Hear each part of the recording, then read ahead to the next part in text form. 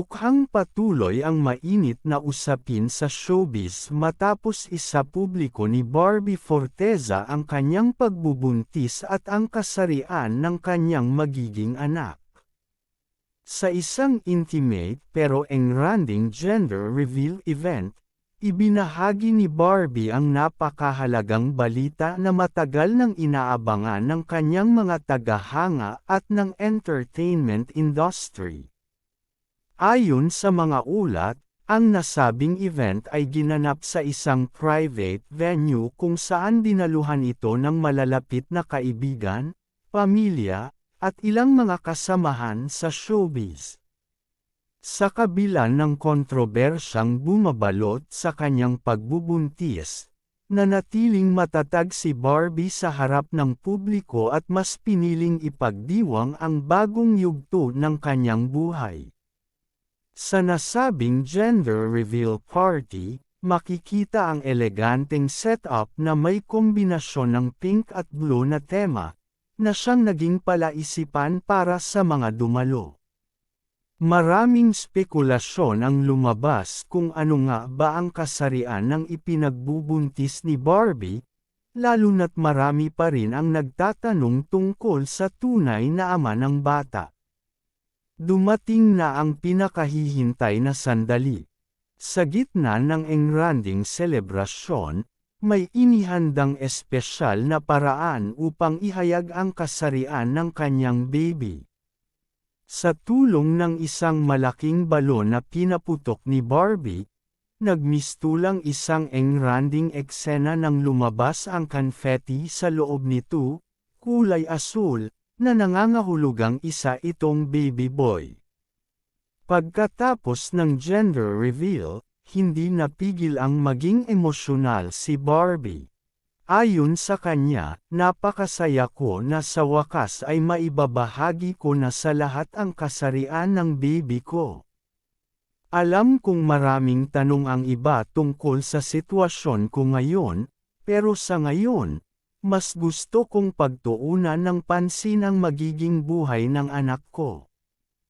Hindi rin naiwasang tanungin si Barbie tungkol sa ama ng bata. Matagal nang usap-usapan na si David Licauco umano ang tunay na ama, ngunit nananatiling tikom ang bibig ni Barbie tungkol dito. Sa kabila ng pangungulit ng press, idiniin ni Barbie na mas nais niyang protektahan ang kanyang privacy at ang kapakanan ng kanyang anak. Samantala, isang hindi inaasahang eksena ang naganap nang makita sa event si David Licauco. Ayon sa mga nakasaksi, dumalo si David ngunit pinili nitong umiwas sa media at hindi nagbigay ng anumang pahayag tungkol sa issue. Ang presensya niya sa gender reveal ay nagdulot ng iba't ibang reaksyon sa social media, kung saan marami ang naniniwalang siya nga talaga ang ama ng ipinagbubuntis ni Barbie. Habang patuloy na pinag-uusapan ang gender reveal na ito, naging trending sa social media ang hashtag na #BarbieBabyBoy, kung saan maraming netizens ang nagpahayag ng kanilang suporta para sa aktres. Marami ang bumati sa kanya at nagsabing handa silang suportahan siya sa bagong kabanata ng kanyang buhay. Sa kabila ng masayang selebrasyon, may mga fans na hindi pa rin mapakali sa mga isyung hindi pa nasasagot. Isa na rito ang posibleng reaksyon ni Jack Roberto sa balitang ito. Matatanda ang dati niyang nobyo si Barbie at naging bahagi ng kontrobersya ang pagdududa niya sa tunay na ama ng ipinagbubuntis ng aktres. Sa ngayon, wala pang opisyal na pahayag mula kay Jack tungkol sa issue. Ngunit may mga ulat na nagdesisyon na itong lumayo kay Barbie at iwasan ang anumang koneksyon sa aktres. Sa mga susunod na araw, tiyak na mas maraming detalye pa ang lalabas tungkol sa isyung ito.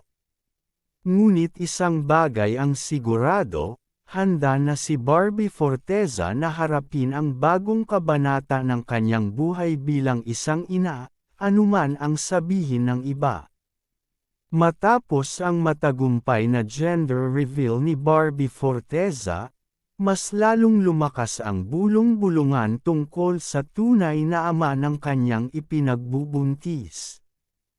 Bagamat hindi niya ito direktang kinumpirma, ang presensya ni David Licauco sa naturang event ay nagdulot ng matinding usap-usapan.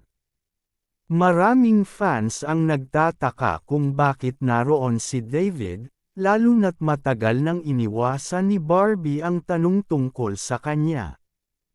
Habang patuloy ang spekulasyon, bigla namang kumalat sa social media ang ilang larawan at video ng event kung saan makikita ang tila mise-en-scene ng pag-uusap ni